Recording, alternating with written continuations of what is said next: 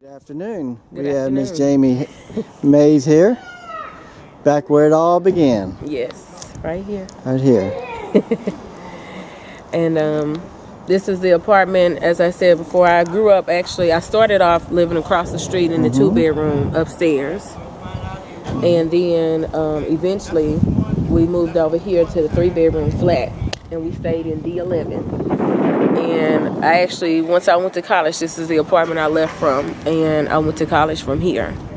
And I kind of am really foggy on exactly when I started writing, but I became the most serious about it when I was about 15. The summer after my 9th grade year was the first time that I actually entered a speech contest.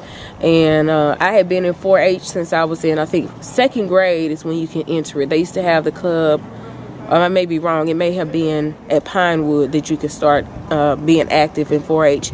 And Miss Sylvia, she was Hawks at the time, eventually became Smith, was my 4-H agent. And I immediately grew attached to her. And so after my 9th grade year, she knew that, 4-H is considered an agriculture club. So, of course, living in the projects, I couldn't have a chicken. I couldn't talk about pigs and cows, but she tried to find something else that I could do. And for her, that became public speaking.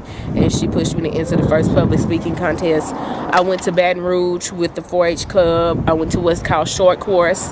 And the irony of it is, it was after my first speech competition that I met a news broadcaster from Monroe. It was a black man, and that was the first thing that really resonated for me. It was somebody who looks like me, who was the image of success to me, came over to me and said, "You're awesome, keep the work up, you're going to be a great speaker."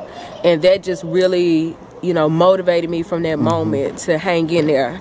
Because, of course, the first time you do it, when you don't win or you don't even place in the top 10, you kind of get discouraged. And I think I was maybe in the top 12, but I didn't make that last cut. And he came over and offered those really encouraging words, and just from there, I went on with it. And so that was kind of the mindset that helped me, even though we were living in a low-income residence and didn't have any money, didn't have a car,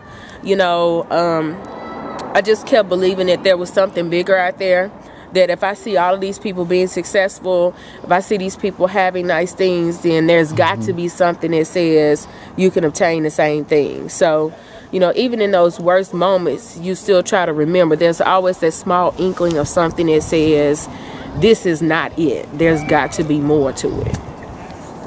So, was there a point when you had plans for after high school, and specifically LSU? Well, I would say I was coached into LSU by 4-H.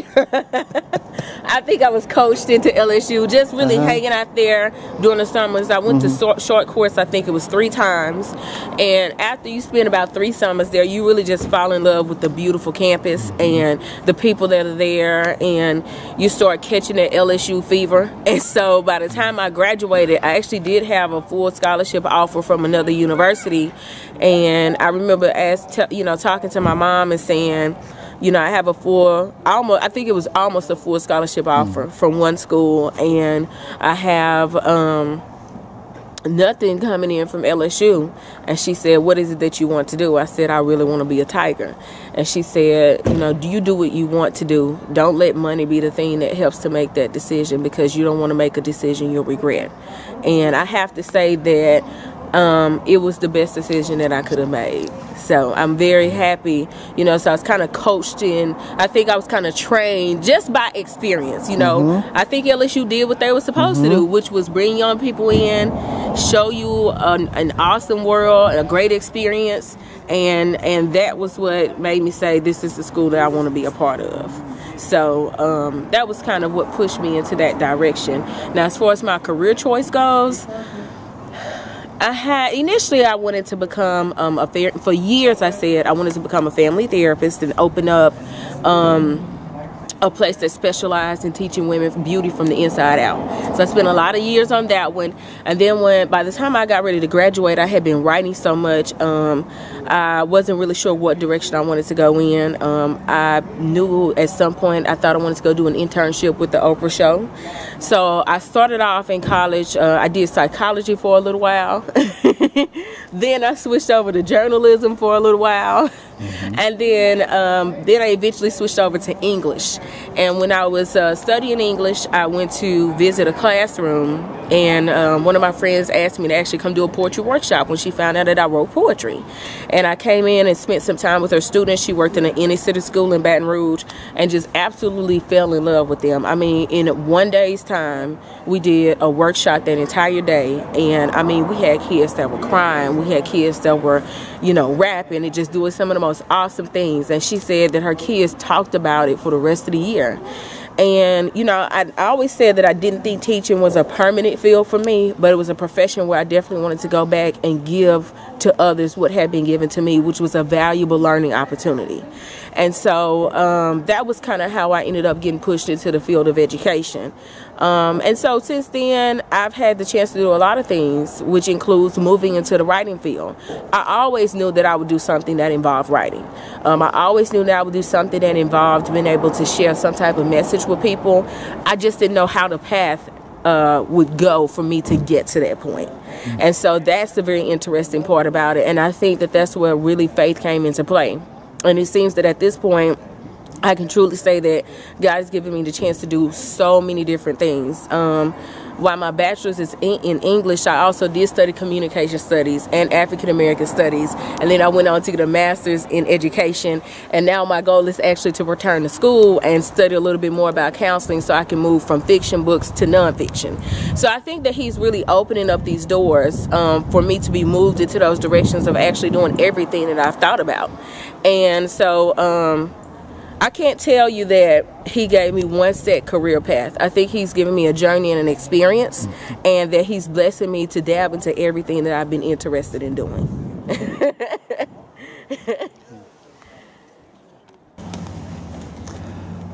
Okay, now please tell us about your writings. I have written to date 4 books, 3 collections of poetry, as well as a collection of short stories.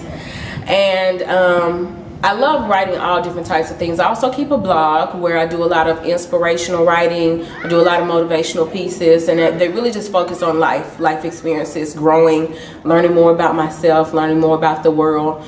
And so I do have a blog that I'm very passionate about. My goal is to eventually take what I've been doing through blogs and create a motivational book. But I've always said that I do not want to move into the direction of motivational or inspirational works without having some more formal training behind it. So my hope is that once I get into the direction of formally studying, you know, helping others and working with other people, that will help me as I write this book. But what I've done so far is, of course, the blog, these books. I've also done some freelance work for magazines, and my goal through my works is always to challenge people's mind to be opened and to be thoughtful. I love writing fiction because the thing about fiction is that you have the ability to create anything from a blank canvas. And not only does it give me the ability to tell a story as an author, it gives the reader the ability to use their imagination to see things through their eyes. And the interesting thing is, so many times when I have book sessions and book lectures and discussions with people, they'll find things that I wrote that I didn't even find at first. So that's been one of the most wonderful things about writing. And the other thing about it is it's taken me to a different realm of life as a woman. It's helped me transcend from dealing with childhood issues to being completely real about what the experiences are in this world as a woman, as a female, as an African American, as a person who has gone through different experiences in life, and to bring those pieces and ideas through poetry to the table as conversation pieces between people. And that's been one of the greatest things about it. It's really challenged my mind to go to a different level and to really seek intellectualism. And that's one of the most wonderful things that I found about being able to write fiction. So my goal with nonfiction is to then take that level of intellectualism I've been able to achieve and use it to continue to inspire others, not just through talking, but through words. And the benefit of putting those words in print is that whenever you get to that moment of doubt, you can just flip over and read it again and be inspired all over again. I've been reading some of Bishop T.D. Jakes' work. And the thing I like about Bishop T.D. Jakes is whenever I have that moment of doubt, I can always go back to his book, no matter how many times. I can flip that book open and I can look at those favorite pages that I've marked or where I've scribbled those notes and read those passages all over again. And that's the kind of impression I want to be able to have on people. Do you recall any sort of favorite memories, either scary or joyful, when you began reading your works publicly and getting some of those feedbacks?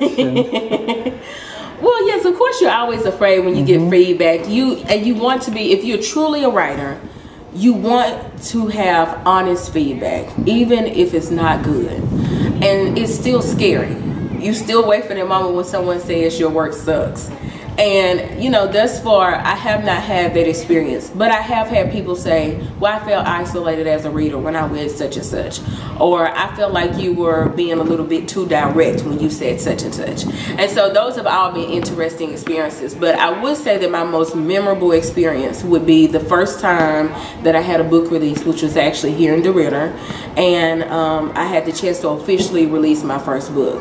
And it was just such a beautiful night.